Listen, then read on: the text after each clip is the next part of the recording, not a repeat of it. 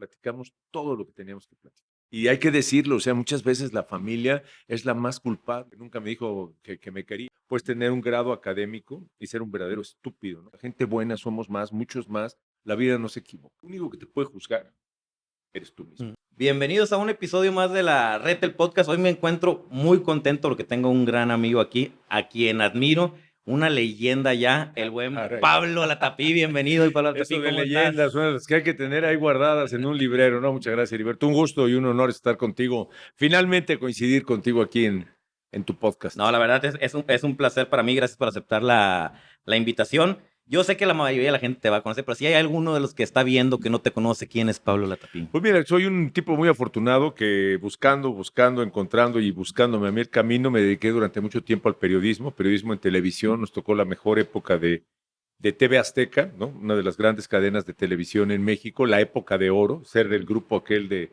valientes que iniciamos la TV Azteca nos fue muy bien, nos volvimos muy populares, conseguimos ser primeros lugares en muchos de los noticiarios a nivel nacional, nos veían mucho a nivel nacional, y a raíz de eso, pues he tenido una serie de experiencias y de vivencias que me han ido llevando a tener una misión personal, que es buscar cambiar todo esto de lo que estamos diciendo, que estamos tan jodidos el país, a través de las relaciones positivas, todo muy fundamentado con bases científicas muy sólidas de psicología humanista, psicología positiva, neurociencia, y es a lo que me he estado dedicando. O sea, sigo ejerciendo el trabajo de periodista porque me considero un contador de historias y cuento todos los días la historia de una ciudad que es la Gran Guadalajara. La Gran Guadalajara. Y la estamos contando todos los días con el apoyo de muchísima gente, y a la par estoy dando conferencias, cursos, acabamos de escribir un libro que busca esto, ¿no? Buscar que nos sigamos encontrando como seres humanos, porque es lo que yo creo que puede cambiar al país cuando está tan dominado por los malandros, ¿no? ¿Y qué fue lo que te llevó a esta misión de vida? No, bueno, yo creo que desde muy joven lo traes por educación, por cuna, ¿no? O sea, yo me acuerdo que mi abuelo, don Guillermo, pues era un muy buen hombre, un muy buen tipo. O sea, no güey, ¿no? Sino un muy buen tipo. O sea, una gente que buscaba que la gente estuviera a gusto con él, ¿no? O sea, tenía una plática maravillosa, era un hombre muy culto, te llegaba, platicaba, salía, saludaba. Entonces, sentías una muy bonita vibra alrededor. Entonces, así nos formamos. Mi madre también, una gran mujer, buena mujer, y así nos educaron, ¿no? Entonces, cuando ya te encuentras con la realidad y con el mundo, pues tú lo sigues aplicando, ¿no? Y encuentras, curiosamente, gente como tú, que también lo aplica, a pesar de que hay muchos malandros y muchos estúpidos por ahí. Cojo, estupidez es una condición humana, ¿eh? No es un insulto ni es un peyorativo. Puedes tener un grado académico y ser un verdadero estúpido, ¿no? Pero eso ya sí, cuando quieras lo platicamos. Pero entonces fue, a pesar de eso, encontrar y reconocer que los buenos somos más, o sea, la gente buena somos más, muchos más, pero que sí tenemos primero reconocernos, encontrarnos y empezar a hacer cosas juntos, ¿no? Y eso es básicamente lo que buscamos, que reconocer que los buenos somos más y que tenemos que hacer O sea, mucho más. tus padres fueron, o tu familia fue la que te programó ahorita a estar difundiendo Pues mira, es esto. que yo no sé si tú estés de acuerdo, Alberto, pero cuando tú revisas tu vida, a veces no entiendes por qué están pasando las cosas, pero cuando la revistas hacia atrás, sientes que el camino es perfecto. Todo lo que pasó, cosas por las que a lo mejor mentabas madres en ese momento, dices, carajo, es que tenía que ser así para llegar a donde estoy y donde estoy bien. Y parte de eso tiene que ver la formación de la familia. Yo estuve un tiempo en el seminario, iba yo para jesuita, por ejemplo. Entonces, toda una formación, toda una serie de valores, de principios, de propósitos que te transmiten desde la cuna, yo digo desde la teta, yo creo, ¿no? Y entonces eso es lo que vas respirando y lo que vas haciendo. No dejas de hacer tus malandrinadas, porque todos tenemos épocas de malandrines, ¿no? Pero ese es un camino, como que es un gran sendero y que te va saliendo al paso. Y fíjate que coincido contigo porque yo viendo en retrospectiva, yo de adolescente decía, qué hueva ser como mis papás, siempre ayudando a la gente, a veces preocupándose más por los demás que por ellos. Y ahorita es lo que estoy haciendo, ¿no? El O sea, camino perfecto, sí, ¿no? Sí, claro. cómo me programaron sin yo darme cuenta, y la vida me fue llevando a hacer lo que vi en casa, ayudar a las Y personas. todo lo que pasó en tu vida, Heriberto, todo lo bueno, todo lo malo, ¿no? Tú has vivido dramas muy fuertes, ¿no? La verdad se llamarían tragedias, ¿no? Ujú. Lo de tu vida, está perfectamente ordenado para llegar al punto en donde estás ahorita, ¿no? Ujú. Y en lo que estás haciendo. Y esa es la historia de vida, ¿no? Y es maravillosa, no se equivoca. la vida no se equivoca. Digo, tuvo que ver mucho las decisiones que empecé a tomar, ¿no? Y las que tomaste buenas y las que tomaste malas. De las que tomé malas, hoy aprendo y gracias a todo lo malo, hoy puedo entender a muchas personas que están pasando por situaciones similares. Yo de mi pasado no me arrepiento, ya no me doy latigazos, ya lo que pasó ya pasó, lo que hice ya hice. Claro. Tuve la oportunidad de hacer lo que podía, que era pedir disculpas en determinado momento a la gente que lastimé. Tuve la fortuna de que me perdonaron. Entonces creo que por ese lado yo ya estoy sanado, ¿no? Ahora lo que estoy haciendo es hacer trascender tanto daño que hice, ahora de una manera positiva, ¿no? Y que tanto sufrimiento, tanto dolor que tuvieron mis padres se den cuenta que no era nada más para rescatar a ese hijo que supuestamente no tenía futuro, ¿no? Si tú revisas la historia, Heriberto, la historia, los grandes de la historia muchas veces fueron conversos, ¿no? O sea, eran personas que estaban exactamente del otro lado y en una conversión, en el mejor sentido de la vida, no es tema religioso, Ajá. se pasan de el mejor ejemplo, San Pablo, ¿no? Era el gran cazador de cristianos, o sea, él se dedicaba a cazar y matar cristianos. Y de repente tiene ahí una experiencia medio mística, mágica, religiosa, y se pasa al otro lado y es el gran creador y formador de la Iglesia Católica, ¿no? Y no soy mocho ni religioso, pero ahí tienes un gran converso. Y pasa, la historia está llena de conversos, ¿no?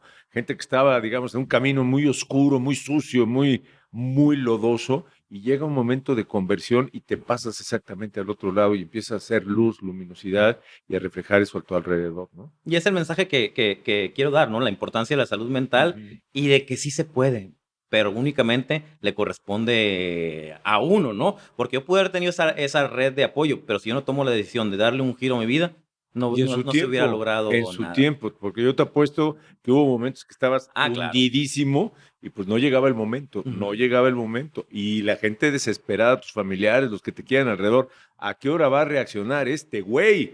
¿No? Sí, yo siempre digo que la red sirvió para mantenerme vivo, para llegar al momento de conciencia de decir, ahora me toca a mí, ¿no? Y ahí ya fue cuando empecé a trabajar en mí, en mi persona y en los cambios que tenía que hacer en mi vida, ¿no? Y yo estoy muy enfocado en concientizar sobre la importancia de la salud mental y yo te quiero preguntar a ti, para ti, ¿qué es la salud mental? No, pues es la base de todo, la salud, pero salud mental es todo, es como el cuerpo, o sea, no me puedes decir qué es la salud de los ojos, qué es la salud de la boca, qué es la salud de todo y es la salud mental, o sea, tienes que estar bien o tratar de estar bien en todos sentidos y todo empieza en la mente, es maravilloso y mágico, en lo que tú piensas, lo que esos pensamientos te hacen sentir, pero fíjate, la primera responsabilidad es lo que tú piensas y no es responsabilidad más que tuya, lo que tú piensas es responsabilidad tuya. Nuestra mente es nuestro peor enemigo. Sí, o tu peor amigo, tu peor mejor amigo. aliado, ¿no? Porque de ahí es eso,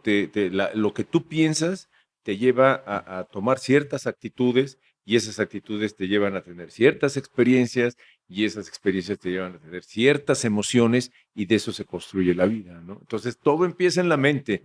El secreto está en entender eso, que tú eres lo que tu mente dice y a final de cuentas tu mente dice lo que tú quieres que tu mente diga. Es Sí, muy fuerte.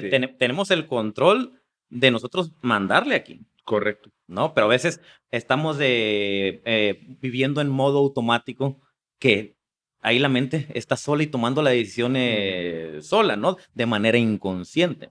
Y ahora, para aprender eso te lleva toda la vida, ¿no? Dicen que la vida es un constante aprendizaje y el día que ya te gradúas, tu regalo de graduación es una cajita de madera en la que tú cabes perfectamente, ¿no? Esa es tu graduación. Así es. Oye, Pablo, ¿tu infancia cómo fue? No, bien, pues una infancia en una familia típica de clase media en la Ciudad de México, con épocas muy apretadas, con otras épocas holgadas, 10 hermanos, que es una barbaridad, ¿no? Digo, así era antes, ¿no? Antes se podía.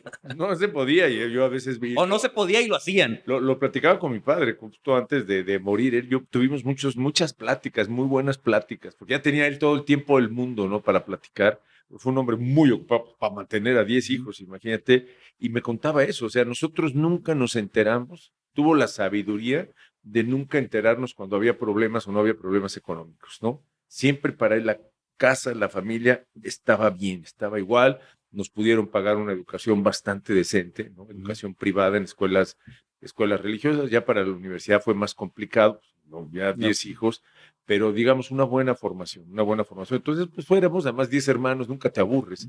Siempre hay pleito, siempre hay alguna aventura que seguir y pues transcurrió bastante normal, te digo, escuela religiosa, bien, y transcurrimos ahí, nos tocó la época de los hippies, fuimos hippies, claro, sí, por supuesto, pelo largo, guaraches, muchas otras cosas de los hippies, pero fue parte de la evolución, ahí terminó la infancia, la juventud con el hippismo, y después, como decía mi mamá, pues después pasaron muchas cosas, ¿no?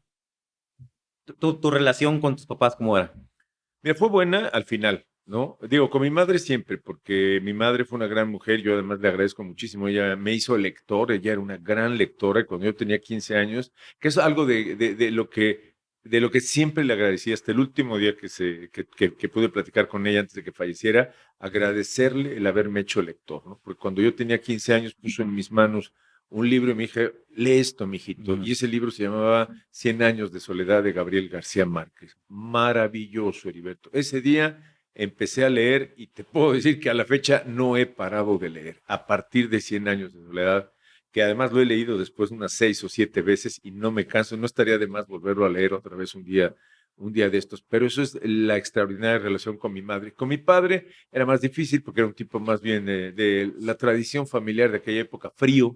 Yo le decía que nunca me dijo que me quería y después ya antes de morir no se cansaba de decir que me quería, ¿no? O sea, es la evolución, o sea, lo ablandaron los años, pero sobre todo tuvimos muy buena comunicación, ¿no? Hacia el final platicábamos mucho de muchas cosas, de muchas reflexiones. Entonces yo me precio de haber estado cerca de mis padres, sobre todo ya los últimos años, pero emocional e intelectualmente, ¿no? Platicamos mucho, mucho. No hay facturas pendientes. El día que se murieron, yo dije, pues qué triste, qué fuerte, pero no se me quedó nada en el tintero, ¿no? Platicamos todo lo que teníamos que platicar. Y eso es padre, ¿no? Porque yo en mi conferencia siempre platico, ¿no? Que un día yo recibo una llamada para decirme que a mi papá le había dado un derrame cerebral. Un mes antes a un tío le había dado y pues mi tío falleció.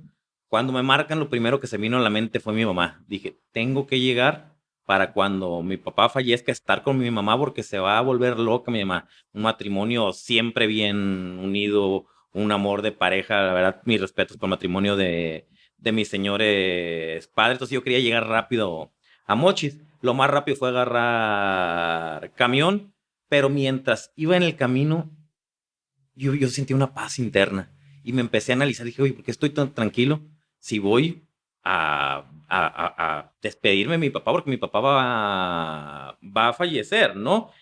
Y me di cuenta que mi conciencia estaba tranquila, ¿no? Que a pesar de el hijo que había sido, donde mi papá recibió agresiones físicas de mi parte, mi mamá recibió agresiones físicas de mi parte, o sea, fue un infierno para mis papás, les causé muchos desvelos, muchas mortificaciones.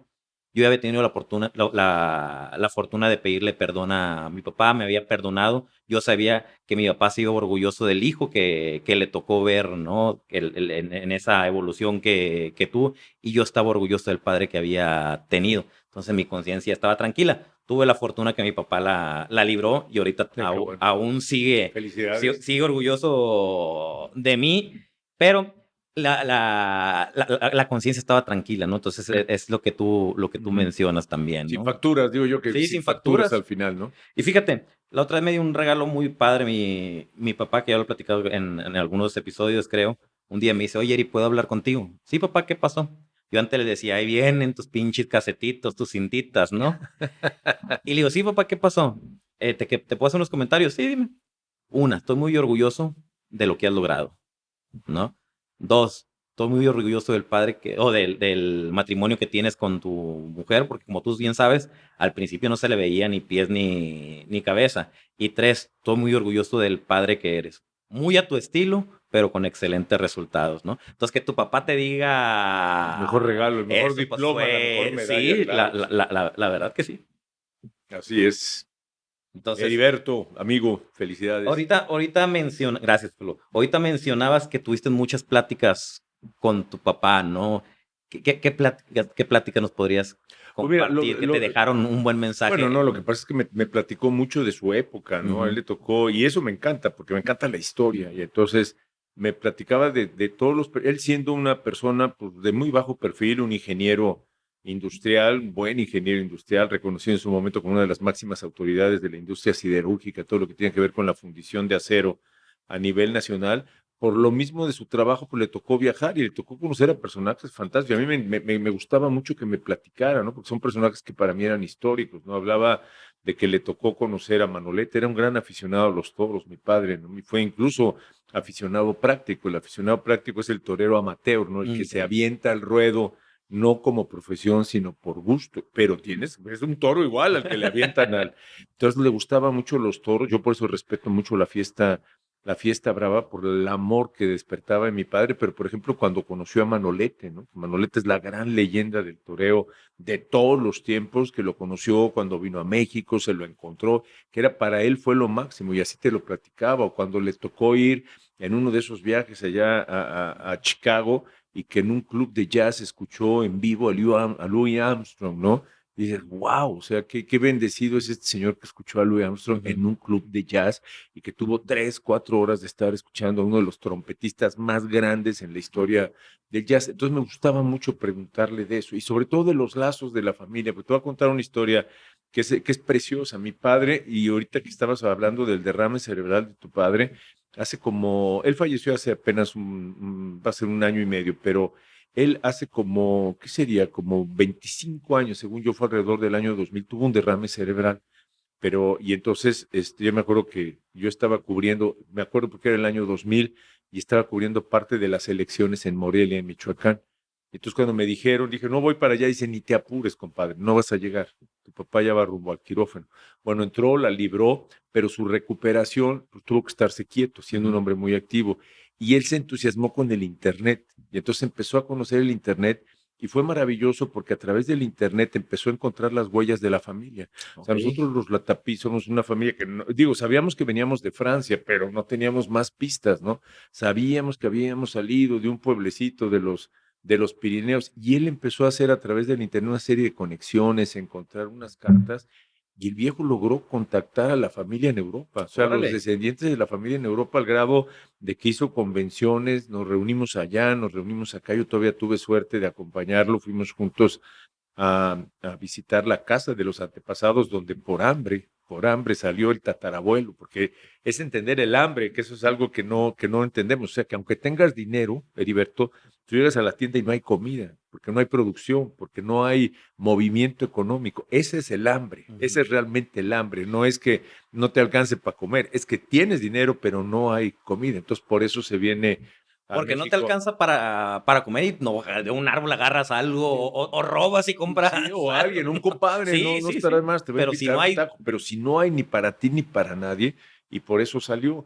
Y esa es la historia de la familia. O sea, mi padre, mi tatarabuelo llegó con él. Entonces la historia es fascinante porque él fue descubriendo, la encontraba y me la platicaba y cómo había encontrado parientes en tal región de Francia, parientes en otra región, en Inglaterra, en Alemania encontró a los últimos Latapí, por ejemplo. Entonces, de eso platicaba mucho porque le entusiasmaba. De hecho, hizo un libro precioso, ¿no?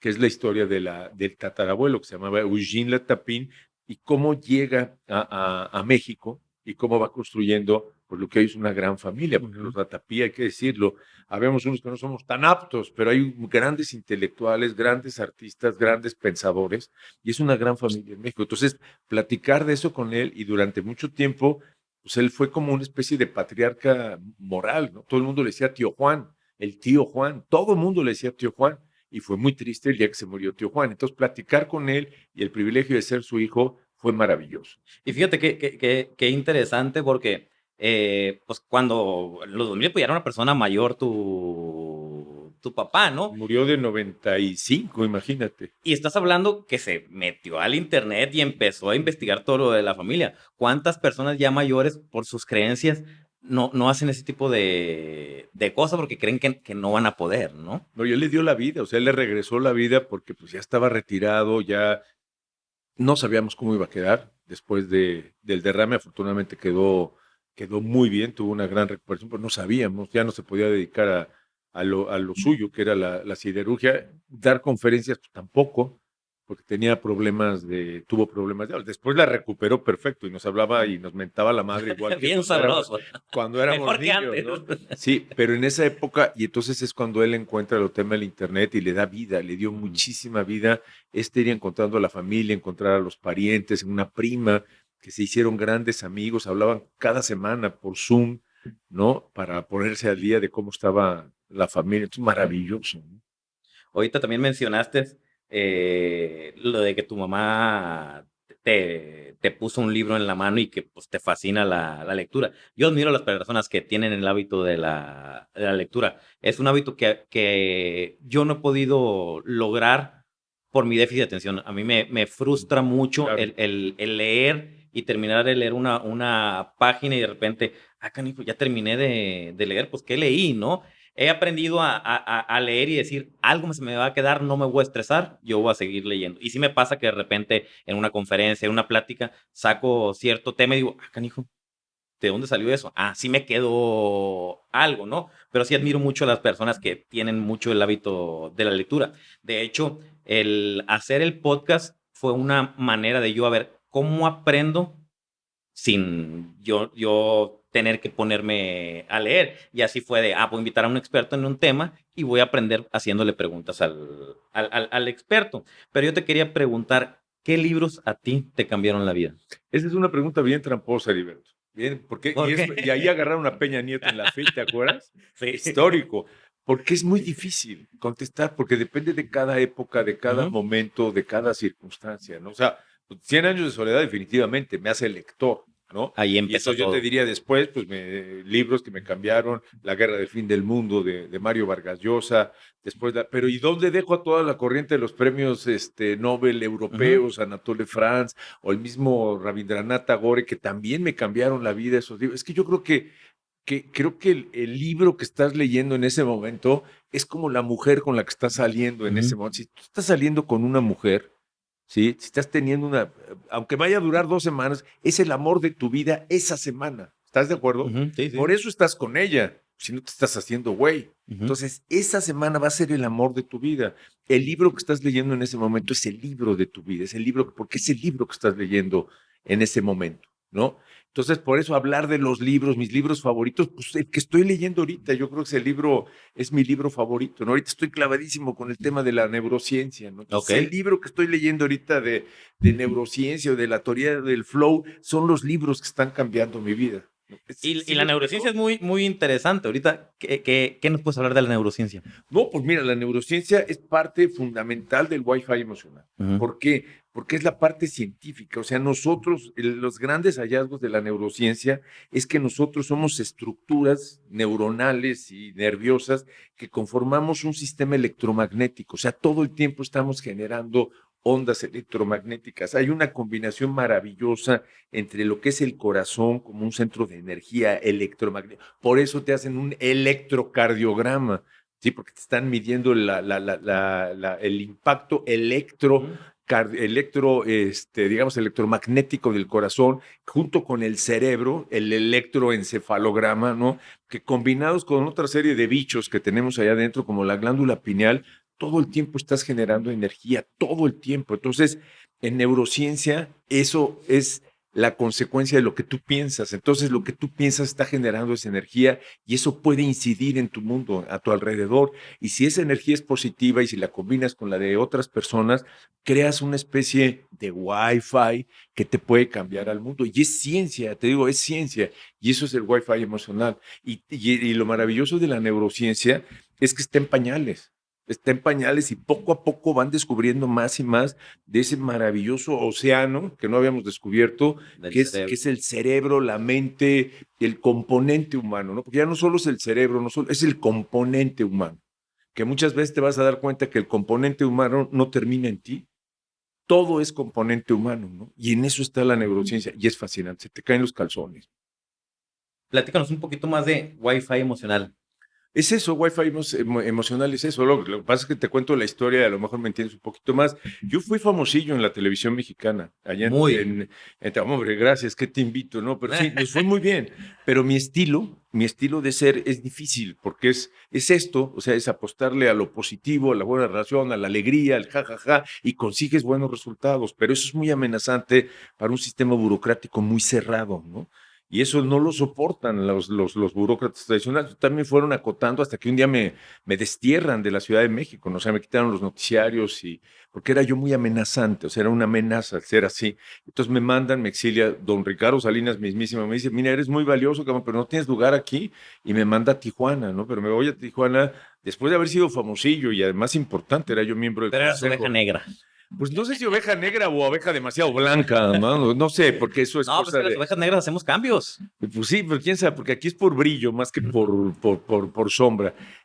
No, te digo, es muy amenazante, porque un burócrata está acostumbrado a hablar el lenguaje de los números, o sea, es números, números, números, no entiende otro lenguaje, ¿no? Y cuando tú eres un apasionado de tu trabajo, lo que para nosotros es una pasión ser periodistas, contar la historia, estar comunicando, es una pasión, entonces te trae mucha emoción, te trae mucha alegría, y eso es muy difícil, no lo entienden, y la emoción y la alegría atropellan a cualquier burócrata, ¿sí? Porque puedes prescindir de un burócrata, porque hay mucha gente que hace números y le puedes decir, ¡pac!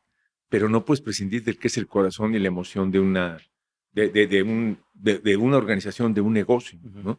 Y entonces a mí me exilian, me destierran, me mandan a Tijuana, pero voy a Tijuana, la más violenta, la Tijuana donde empezó toda esta locura de las guerras de los narcos, ejecuciones todos los días, la gente no salía a la calle, empezaron a tronar restaurantes, centros de diversiones, la O gente sea, te no cambiaron salía. allá para que trabajaras allá. Allá Y tú solito te salieras de... me mandan a TV Azteca, sí, y pues voy porque no me quedaba de otra, porque en ese momento yo tenía 2 hijos estudiando en universidades en Estados Unidos y necesitaba el sueldo, ahí sí fue por sueldo, pero es el gran aprendizaje de mi vida, porque conozco una serie de tijuanenses muy preocupados por su ciudad, empresarios, sindicalistas, que dicen, oye, carajo, no podemos perder Tijuana. Tijuana es la ciudad que nos ha dado de comer, nos ha dado de vivir, es nuestro gran proyecto. Aquí pasan muchas cosas y lo estamos perdiendo por culpa del miedo.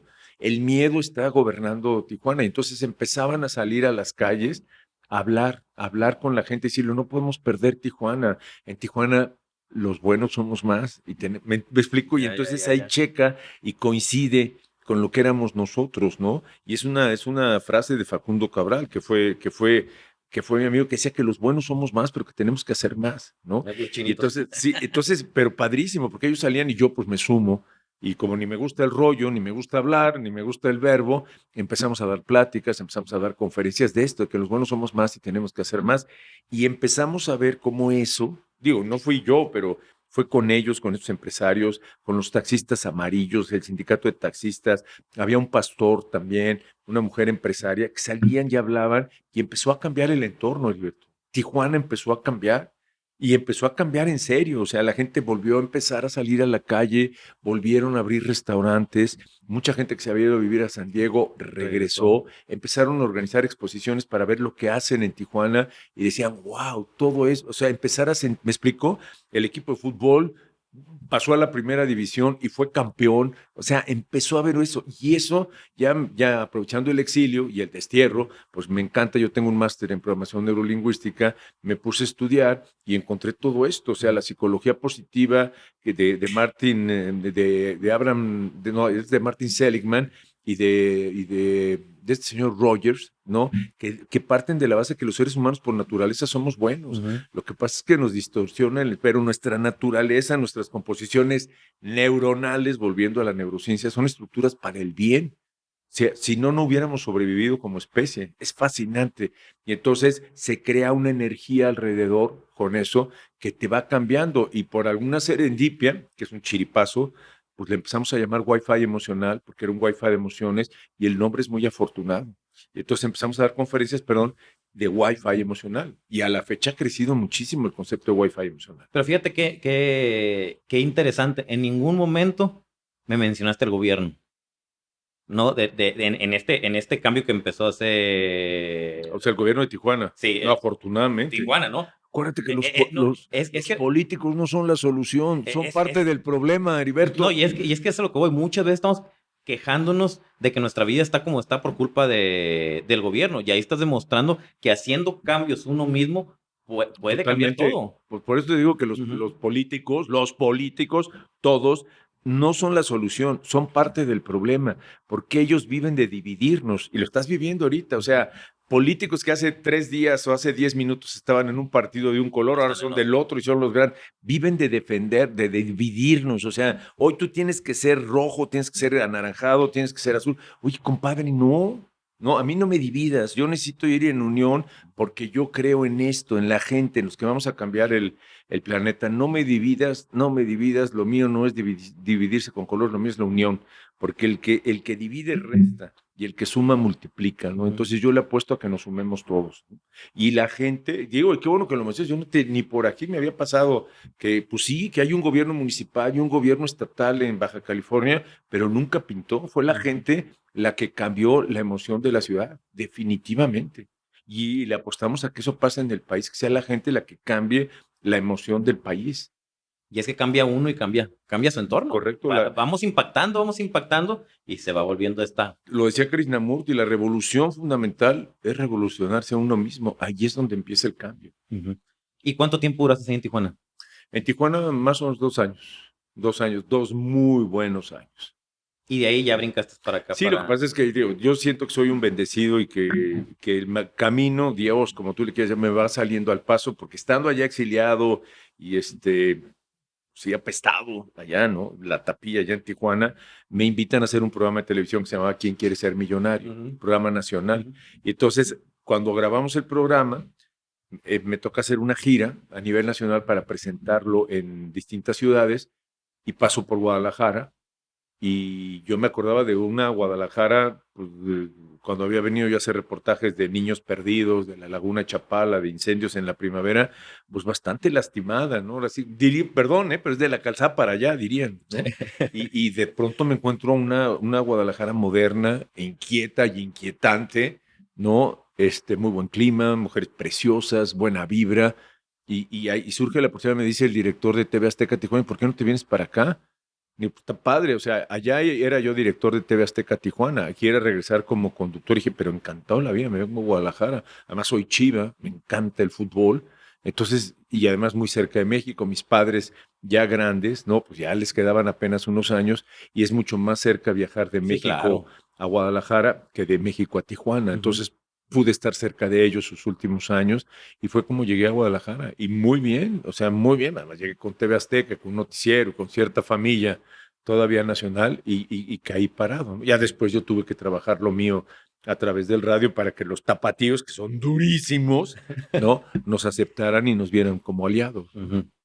Oye, las adicciones, ¿en qué momento empezaste a dedicarte al tema de las adicciones? Pues mira, lo que pasa es que creo que ya lo habíamos platicado, ¿no? O sea, yo tengo un hijo que desafortunadamente tiene un problema de alcoholismo muy severo, de los más severos que nosotros vimos. Entonces, mi esposa y yo, cuando tuvimos por ahí unos dineritos, ¿no? Cuando nos dieron las gracias en TV Azteca, decidimos, pues, oye, pues vamos a hacer algo, porque es un tema, el tema de las adicciones muy difícil, poca gente le entra, es una zona muy oscura, muy, muy oscura, y pues tenemos que hacer algo. O sea, nosotros hemos sufrido mucho, porque es tener un hijo adicto, Heriberto, es terrible, porque y es lo que te decía hace rato, ¿no? O sea, tú ves un cuate súper inteligente, súper sensible, súper comprometido, y pierde por el tema de la adicción. La adicción le gana, ¿no? O sea, un cuate, nuestro hijo tipazo, guapo, empresario, y ir a recogerlo enfrente de un Oxxo, porque era lo que había, o sea, ir a comprar las anforitas, esas, pedorras, digo yo, ¿no? Para seguir su borrachera y tener que ir a recogerlo. Y lo arreglabas y todo, lo metías en una clínica y a los 3 meses otra vez. O sea, tremendo. Entonces mi esposa y yo decidimos meternos, comprometernos, y fue cuando abrimos una clínica de adicciones en Cuernavaca. Ya la cerramos. Ah, ya no tienen. No, ya no, porque es muy difícil la operación. Mi esposa es alta ejecutiva en una empresa allá en Ciudad de México. Pues yo tengo aquí en Guadalajara una serie de ocupaciones. Está muy difícil atenderla. Entonces empezamos a perder dinero. Hubo una serie de problemas. Nos empezaron a torpedear la competencia, ¿no? Y entonces tenías que estar ahí. Y un día dijimos, a ver, o sea, o nos metemos al 100% en eso, o mejor cerramos. Y decidimos mejor cerrar y cada uno seguir con su proyecto. Pero aprendimos mucho, y la mayor lección es que la última clínica en la que estuvo interno mi hijo fue nuestra clínica, y desde entonces, solo por hoy, sigue limpio, ¿no? Ah, ahorita ya está. Solo por hoy. Ok. ¿Sale? Y tú me entiendes, ¿no? Oye, yo siempre digo que la adicción es un síntoma, ¿no? Que siempre hay algo detrás Sí, sí, sí, no, sí, de la no. adicción. Porque también hay una propensión natural, ¿no? O sea, ¿por qué los hermanos no son así? Ujú. ¿Por qué él? Sí, pues tienen historias personales, pero ¿por qué él? Por ejemplo, en mi caso, yo caí en el alcoholismo por mi trastorno. Tenemos muchos vacíos emocionales, ¿no? Y una manera de anestesiarme era Pero hay mediante cantidad de gente que tiene esos vacíos emocionales e incluso distorsiones emocionales mucho más fuertes y no caen, ¿entiendes? O sea, la personalidad. es un enigma el por Ujú, qué caen y el por qué se quedan ahí y por qué permanecen, Heriberto. ujú, Por eso había que entrarle, ujú. ¿sí? Y un tema es la familia. La familia no te ayuda.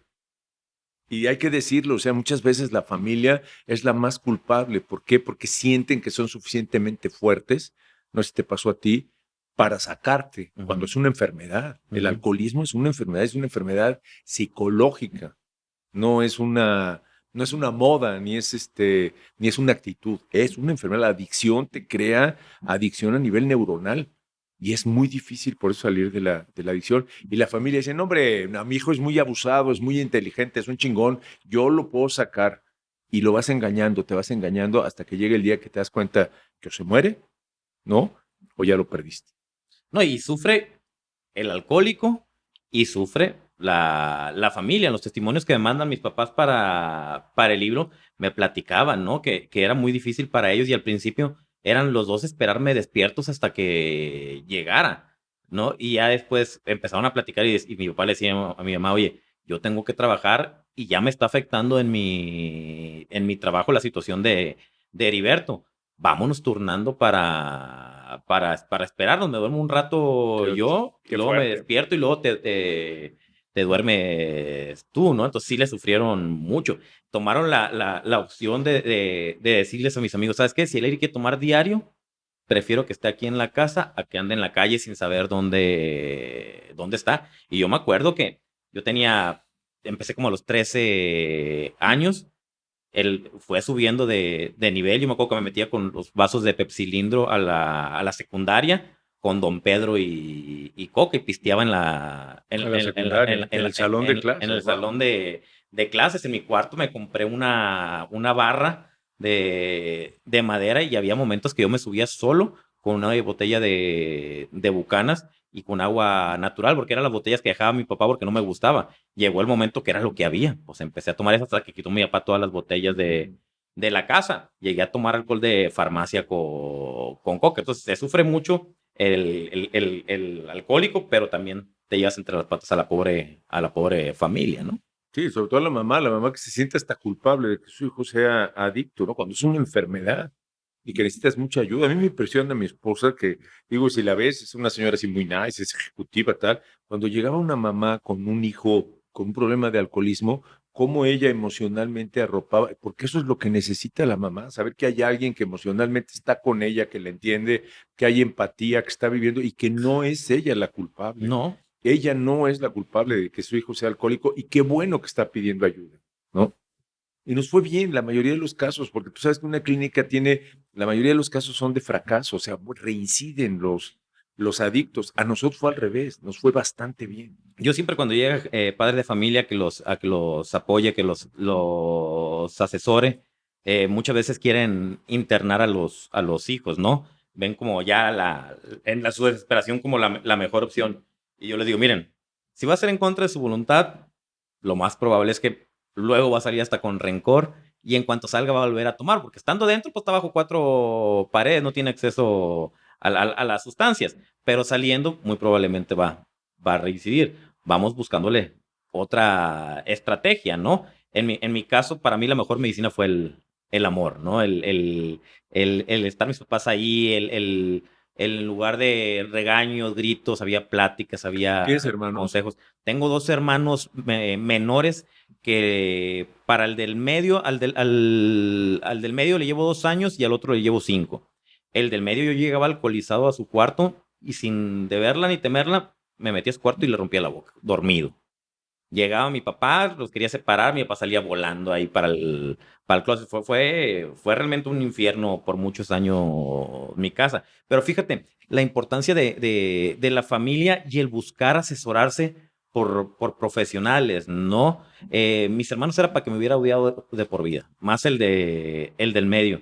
Y el del medio ahorita está orgulloso de lo que estoy haciendo. De hecho, fue el que me dijo, Eri, pégale a las redes sociales. En las redes sociales no hay mucho de lo que, por lo que tú viviste, ¿no? Entonces, el cómo mis papás manejaron la situación con respecto a mis hermanos fue, la verdad, de admirarse. Le hicieron entender que lo mío era un problema, que era una enfermedad y que se estaba trabajando para buscar soluciones. Y fíjate, en los testimonios que manda mi hermano Daniel, para que veas cómo sufrió, yo después de un intento suicida, me voy yo, según yo, de rebelde a vivir con unos tíos. Fue por ingesta de pastillas, me hacen lavado de estómago, yo no quería ver a mis papás, se queda a cuidarme un tío en el hospital. Mi tío me dice, oye, Eri, ¿por qué no te vas a la casa para que descanses de tus papás? Y yo por mi rebeldía dije, pues sí, me voy contigo. En los testimonios me entero que todo estuvo planeado, ¿no? Ya había platicado mis tíos con mis papás y con la psiquiatra. Mi tía me platicaba que le daba miedo que me fuera para su casa porque venía un intento suicida donde atentara contra mi vida. Pues tenía niños chiquitos, pues ya sea un trauma para ellos, pero la psiquiatra les dijo que ya iba a ser poco probable que lo hiciera fuera de mi zona de confort, ¿no? Entonces me voy un tiempo para allá y cuando regreso en el testimonio de mi hermano me pone por primera vez, después de mucho tiempo había probado la libertad y no estaba dispuesto a vivir ese mismo infierno otra vez. Regreso yo a la casa y mi hermano se va.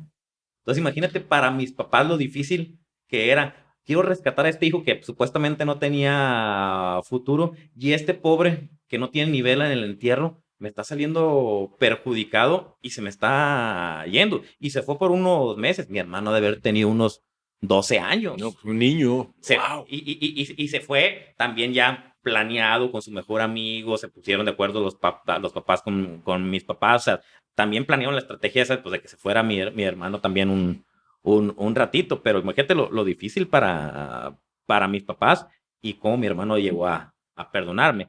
Eso es lo interesante de yo haber hecho pública mi vida, ¿no? Creo que vidas caóticas y de éxito hay muchas, pero por lo general vienen de una familia disfuncional, vienen de pobreza, vienen de caos, ¿no? En mi caso no. Vengo de una familia llena de amor, padres presentes, un matrimonio ejemplar, de un nivel económico bueno, estudiando en las mejores escuelas. Entonces, por eso hice pública mi vida por todo lo que hay detrás, ¿no? No, Es pues lo te que, felicito. es lo que hace Y ve interesante. dónde estás, cómo has salido y lo que tienes, todavía la gran tarea que tienes por delante, ¿no? Ahí la llevamos, es un trabajo de día a día. No hay que bajar la guardia, porque siempre digo que si bajamos las guardias, los chingazos entran, ¿no? Sí. Atento, todos los días con atención. Así es, así es. Pero sí, es una satisfacción dedicarme a lo que me estoy dedicando. Y aparte, es mi terapia. Me obliga a estar bien. Yo cuando hice pública mi vida fue comprometerme conmigo mismo. Yo primero era, antes de tener el libro, cuando me vine aquí a Guadalajara, yo soy de Los Mochis, yo era mucho de platicar quién había sido, ¿no? A todos mis compañeros nuevos de la universidad, yo hice esto, fui así, así, así, así, así. ¿Para qué? Para seguir trabajando en mí. Yo al momento que les platicaba quién había sido, les tenía que comprobar que había cambiado, ¿no? Entonces era una manera como de obligarme a seguir trabajando conmigo. Cuando tomo la decisión de hacer pública mi vida, le voy a contar al mundo quién fui. Y me va a requerir más compromiso de mi parte, seguir haciendo cambios y demostrar congruencia en lo que estoy haciendo y que realmente hubo un cambio. Entonces, es trabajar en mí también, Y ¿no? como dices, día a día, todos los días, ¿no? Esto no termina, la aventura no termina. Día a día. Y el reto, el paquete. Así es. Pero sí, te felicito porque tu hijo salió medio, No, me pues, da pues, mucho. hasta el día de hoy, o sea, hasta hoy está perfecto y solo por hoy, solo por hoy. No, tío, todavía falta muchas cosas, porque desafortunadamente en el camino de un alcohólico destrozas tu vida, ¿no? Sí. Destrozas oportunidades, destrozas amistades, destrozas relaciones, y luego sientes que las puedes retomar fácilmente y no. En la vida hay consecuencias, ¿no?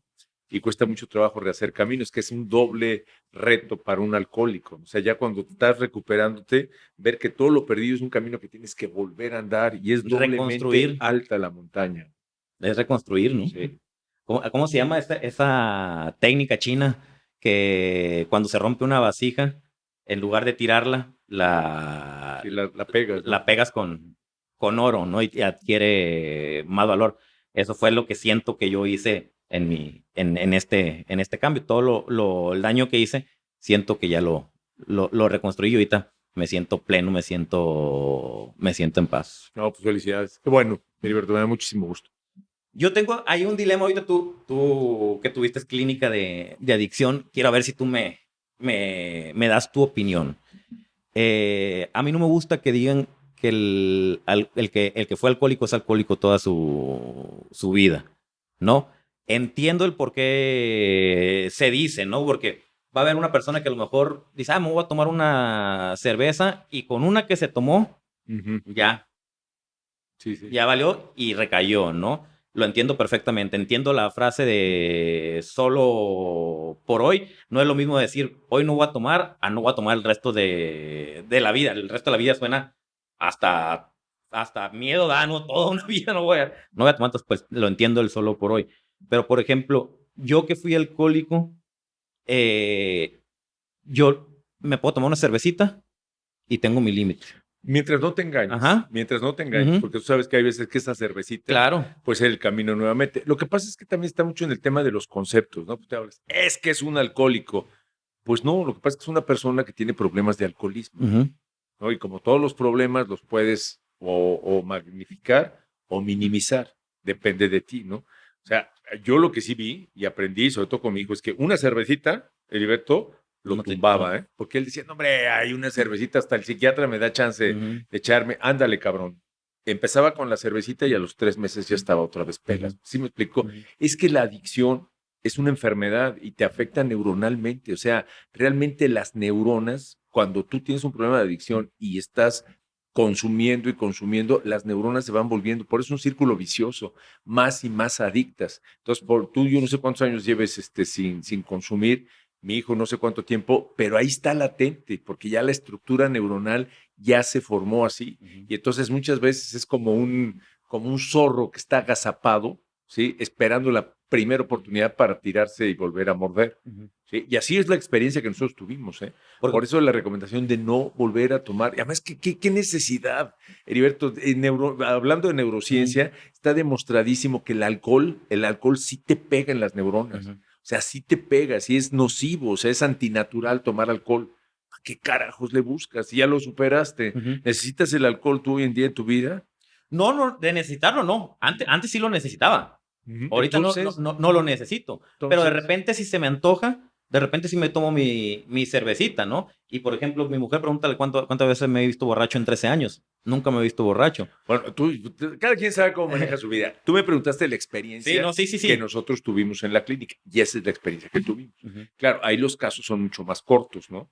Porque ves la reincidencia en 2, 3 meses, ¿no? Aquí pues, no hemos tenido así casos de 5, 6 años, porque la clínica la cerramos hace apenas el año pasado, la tuvimos casi 3 años, entonces sí tuvimos muchas historias de éxito, pero también historias de fracaso que volvían y reincidían, ¿no? Y hubo un cuate que estuvo más de un año limpio, pero volvió a caer.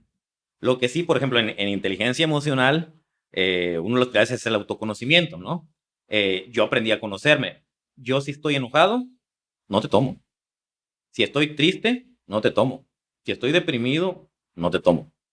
Porque ya sé que a lo mejor ahí puedo tomar malas decisiones, ¿no? Pero si estoy en una reunión, estamos pasándola a gusto, me tomo 1, 2, 3 cervecitas, se empieza a subir y le paro. No, de repente hay veces que le digo, mujer, la otra le digo, mujer, oye, se me antojó unas cervecitas, ¿me traes una del Oxxo? Y me dice, sí. Llegó con 2 o 3 cervezas y le digo, oye, te pedí una nada más. Es que me dio pena comprar de una. Y se compró también ella una bebida, ¿no? Me tomé la que yo había dicho y las demás las guardé en el refri y ahí duraron semanas, ¿no? No, pues Entonces, qué bien, qué maravilla. yo digo que también la importancia es conocerse y el autocontrol, ¿no? El para qué quieres tomar, ¿no? Si estás deprimido y quiero tomar para Y yo sentirme insisto, bien. ese es el tema del autoengaño, que no te engañes, ¿no? Ujú. O sea, que digas, no, hombre, no me va a pasar nada, no me va a pasar nada. Y pues, ¿cuál? Como esto recuerda que tienes un problema muy severo que te tuvo en la calle, que te tuvo tumbado, que Sí. destrozó tu vida, ¿no?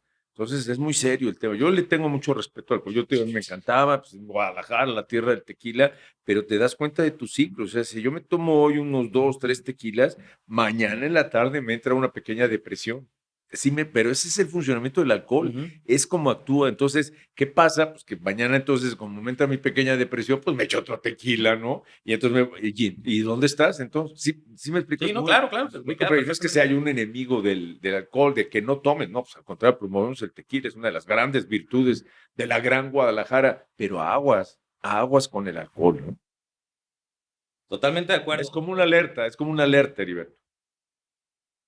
Y seguido que invitan a conferencias, a mí me dicen, por ejemplo, que a veces voy a me han invitado a clínica de adicciones y me dice un amigo que trabaja en clínica, Tomás, no digas, Eri, por favor, que te eches unas cervecitas, ¿no? Y digo, güey, yo no puedo mentir, güey, no voy a echar Ok, te entiendo perfecto.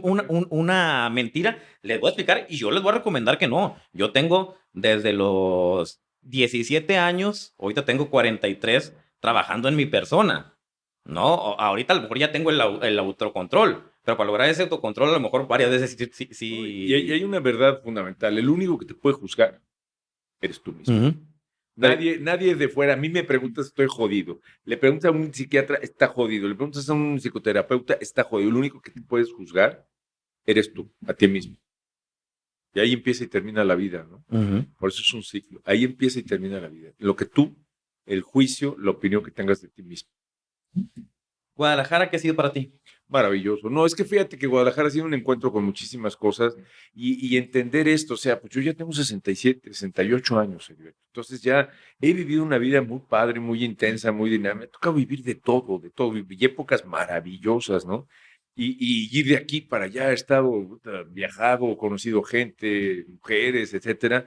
Y hoy te das cuenta que todo ha sido un camino para llegar a Guadalajara, porque en Guadalajara he podido consolidar un proyecto personal donde ya se acabó la tele, que era, pues, sí, padrísimo el show, pero también muy demandante en Ujú. todos sentidos, ¿no? Porque para hacer tele tienes que estar ahí, tienes que seguir las políticas de la empresa. ¿Sí me explicó? En cambio, con el proyecto que tengo ahorita soy bastante libre, tengo la confianza de los dueños de la estación de radio para hacer el programa como yo creo que debe Ujú. ser, y nos va muy bien, esa libertad nos va muy bien a él y a mí, y he podido seguir con mi proyecto de conferencias y de esto de construir una idea emocional de una ciudad de la Gran Guadalajara, donde he encontrado maravillosos aliados, que es un poco mi agradecimiento a esta ciudad, ¿no? O sea, porque, y me pasó también cuando estuve en Tijuana y cuando estuve viviendo en Madrid, te comprometes con la ciudad, tienes que comprometer con la ciudad con la que estás, pero Guadalajara es una ciudad muy alcahueta, es muy fácil comprometerte con Guadalajara. Entonces, hoy en día, si tú me preguntas, pues siento que estoy en la mejor etapa de mi vida. ¿Por Ujú. qué? Porque tengo todo el bagaje, toda la experiencia, toda la gente que he conocido, pero hoy trabajando con lo de... Es fácil. Ayer, por ejemplo, que cerramos un ciclo de trabajo de Wi-Fi emocional con una gran empresa de Guadalajara, con Tierra y Armonía, que nos dieron la confianza durante 2 años, imagínate, de ir dando talleres y conferencias con su gente para crear esto del Wi-Fi emocional como cultura corporativa. Y ayer cerramos el ciclo, digamos, masivo Ujú. de ir con toda la gente, porque ellos tienen gente aquí en Puerto Vallarta, en Cancún, en Querétaro, ¿no? Y ahí fuimos a cada parte a dar la conferencia y ayer cerramos, pero cerramos para empezar otro ciclo. Pues qué felicidad, o sea, eso es, y se lo he dicho a mi esposa, me siento más feliz cuando estoy dando una conferencia de Wi-Fi emocional y se nota que a lo mejor cuando estaba yo dando una noticia en televisión nacional. Entonces estoy muy feliz, ya pude hacer el libro, ya existe un libro del Wi-Fi emocional que se va a presentar ahora en el mes de junio y Ah, además me avisas. lo está publicando la Universidad de Guadalajara, o sea, lo está avalando. Pude llevar el Wi-Fi emocional al TEC de Monterrey y es parte de la Escuela de Negocios, de Educación Continua. O sea, hay una materia que es Wi-Fi emocional por Órale. Pablo Latapí, que es llevar las relaciones positivas como cultura corporativa a las empresas. Porque tengo que todo es ciencia. Entonces, son grandes hallazgos, grandes caminos, ¿no? que he encontrado aquí en Guadalajara, ¿no? Por eso yo quiero mucho esta ciudad, la respeto mucho y sí soy un convencido de que esta ciudad se merece más, muchísimo más. Y ahí sí forman parte de los gobiernos, pero también los habitantes. O sea, cuando tú quieres a tu ciudad, te emociona tu ciudad y te sientes orgulloso de tu ciudad, y creo que Guadalajara tiene todas las características para hacerlo, la cuidas, la respetas, no la agredes, ¿no? Y agresión, pues es desde no darte una vuelta prohibida, no ensuciarla, saludar a la gente, dar las gracias, el uno a uno, la cortesía, gracias. Eso es Ay, yo querer como a le tu ciudad. batallé con eso cuando me vine De de Culiacán. Mochis. No, y no has ido a México. El Chilango Touch es tremendo, o sea, es de una agresividad impresionante. O sea, todavía aquí en Guadalajara estás en una situación que Sí, todavía, aquí te dan, todavía. te pides el paso y si te lo dan de malas, ¿no? Y a mí, por ejemplo, Mm. cuando me lo piden, se lo doy ni siquiera O sea, me pasa, las no sé, o gracias, sea, es ¿no? que también tiene que ver con el lenguaje, cómo eres tú, o sea, y hay lenguaje. Si tú estás tratándote de meter, pues no te van a dejar pasar, pues es Ujú, un uno contra uno. Pero hay unos lenguajes en donde tú eres amable claro. desde el coche, eres amable. A lo mejor te sale un estúpido, porque los hay, te digo, y es una condición, no es una, no es un nivel de intelectual, es el estúpido que siente que te está diciendo. A ver, platica un poquito de eso. No, es que es maravilloso y te invito y anótalo. Es un autor que se llama Carlo Maria Cipolli, es un italiano, es un ¿Carlos qué? Carlo Maria Cipolli. Es un cuate que desarrolló las leyes de la estupidez humana, ¿no? En donde te explica que los estúpidos son muy peligrosos porque están en todas partes y son muchos, ¿sí? ¿Y cuál es un estúpido? Te digo, el estúpido no tiene que ver con nivel educativo ni cultural. Hay gente que puede tener un MBA y ser un doctorado, licenciado, y no deja de ser un estúpido, ¿no? ¿Qué es el estúpido? El estúpido es aquel que hace algo que perjudica a los demás pensando que se va a beneficiar él y ni él se beneficia, ¿no? Ujú. Y hay ejemplos miles, o sea, por ejemplo, en una avenida muy complicada, ¿no? Dos carriles, está un acotamiento, ahí va el estúpido a rebasar, él siente que está aventajando. ¿Qué está consiguiendo ese estúpido? Avanzó 100 metros, más adelante está creando un cuello de botella que le va a afectar a él porque también se va a parar, ¿no? Está afectando a todos los que venimos bien y además está creando un estrés emocional. Ujú. Esa es una estupidez, ¿no? Y se da en todas partes. Los vecinos, Cuando cerraron el tú ves, Matute Ramos. eso es un estúpido, o sea, ¿me entiendes? El grafitero, para mí es un estúpido porque está agrediendo a su ciudad. Él siente que le está haciendo daño y es su protesta. Está agrediendo su ciudad. Yo Ujú, estoy seguro que no puedes salir a una ciudad y sentirte bien si ves que está sucia el grafitero. No sé si me explico. ujú. Esos son los estúpidos, pero el vecino es el que se mete causa problemas con todos, sintiendo que él va a beneficiarse y a final de cuentas él termina perjudicado. Yo tengo un vecino que está en un pleito judicial, ¿no? Por meterse en broncas con otros vecinos por estúpido, ¿no? O sea, no había ninguna necesidad. ¿Sí me explicó? Entonces, los estúpidos están por todas partes y hay que tener muchísimo cuidado. En una empresa, por ejemplo, hay que tenerlos muy localizados, porque a lo mejor es gente que la necesitas, a lo mejor el estúpido es un experto en el manejo Ajá, claro. de Excel o es el mejor camarógrafo, lo necesita, pero lo tienes que tener ubicado, porque se puede hacer estupideces, ¿no? Y las estupideces perjudican a todos y él no se da cuenta. Y el no tener inteligencia emocional te hace hacer muchas estupideces. Por eso, pero búsquelo, es una condición humana, no es o sea, no es un nivel intelectual, es Ujú. una condición humana, el estúpido. Y hasta más, pues, decía Facundo Cabral, ¿no? O sea, hay que cuidarse porque hasta eligen presidentes, mano, ¿no? Y ahorita, como yo no estoy medicado desde hace muchos años con este trastorno, por lo general la gente está medicada, yo constantemente me estoy observando, ¿no? Estoy analizándome el cómo me estoy sintiendo, si me estoy enojando, me doy media vuelta y me voy, pero a veces he caído, ¿no? En mis estupideces. La otra vez iba por Avenida Vallarta para incorporarme a Lázaro Cárdenas ahí a los cubos, pero venía en el segundo carril, ya es que se hacen dos filas. Me quise meter en un hueco y el carro que estaba del lado izquierdo le acelera para no dejarme pasar, ¿no? Tuve un atrape amigdaliano, ¿no? Y en cuanto se junta ventana con ventana, le grito, uy, qué macho, no me dejaste pasar, le digo, ¿no? Se pasa, yo me pongo atrás y iba a llevarle un pay a mi dentista de regalo, ¿no? Y lo traía en el asiento del copiloto. En cuanto me pongo atrás de él, se me amarra, se me frena en seco y yo pego el frenón. El pay, nomás veo que hace esto, ¡pum! Y tras, cae en el piso. En otros momentos, mi estupidez hubiera seguido, ¿no? Me hubiera bajado encabronado porque por su culpa se me cayó el pay y hubiera sido dos animales peleándose, ¿no? Pero en el momento hice una pausa y dije, a ver, ¿quién lo generó? Y dije, el estúpido fui yo. Si yo me hubiera quedado callado cuando pasó por un lado mío y me hubiera evitado el grito, él se hubiera seguido, hubiera tardado un segundo en ponerme atrás y hubiera llegado con mi papá y con mi dentista como era el plan original. Me ataqué de risa. Dije, ¿cómo puede ser posible que haya caído en eso, no? Maravilloso. Pero la culpa fue mía, no fue culpa de él. Y te diste cuenta, pero eso volvemos a lo mismo, o sea, los pensamientos tú los creas, o sea, ese pensamiento de que me voy a enojar, le voy a mentar la madre, macho, etcétera, pues tú te lo creaste. Claro. Afortunadamente hay una conciencia detrás de los pensamientos, que es la que te hizo que te movieras de risa. Mira, qué estúpido me vi, o sea, realmente me vi como un estúpido, jajaja, ¿no? En lugar de seguir por ego, ahí enrolado con el tema del estúpido, ¿no? Maravilloso. Y así en cualquier evento de nuestra vida nosotros le podemos dar el significado que queramos darle a cada evento que nos pasa. El significado que le demos va a ser el pensamiento que vamos a tener en nuestra mente y la emoción que nos va que te va a provocar y generar, la emoción que ¿no? te va a mover en el mundo, y es fantástico tener ese conocimiento. Pablo, ¿algo que quieras agregar? Muy agradecido, yo te felicito, eres un ejemplo, realmente eres un gran emprendedor emocional, diría yo, y pues se necesita más gente como tú. No, pues te agradezco. Además que estés haciendo ese eco, esa transmisión, ese wifi emocional, diría que el mamuco, ¿no?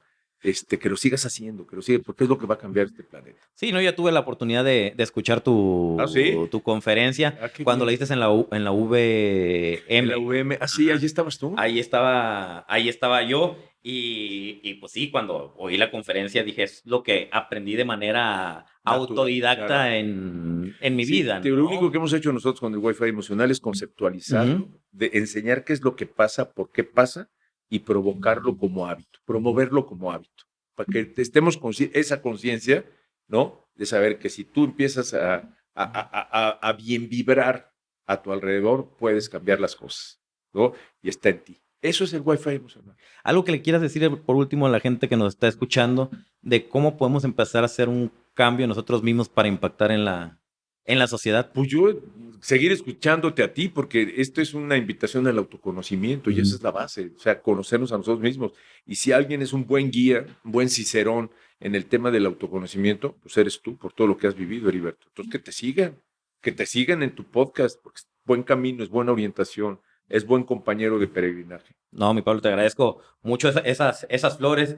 Y para la gente, ¿cómo te puede contactar? ¿Cómo te puede seguir? ¿Cómo puedes saber de tus conferencias? No, pues muchas gracias. Mira, bueno, de las conferencias, bueno, estoy en el programa de radio aquí en Guadalajara todas las mañanas de 6 a 9 de la mañana en zona 3, 91.5 de frecuencia modulada y de 1 a 3, 91.5 de frecuencia modulada y nos va muy bien. Y en redes sociales, ahí me puedes encontrar, tengo mi página de Facebook, mi Instagram, mi TikTok, tengo Twitter ahora. Que ahí te sigo en tu TikTok. TikTok, así, por jaladas.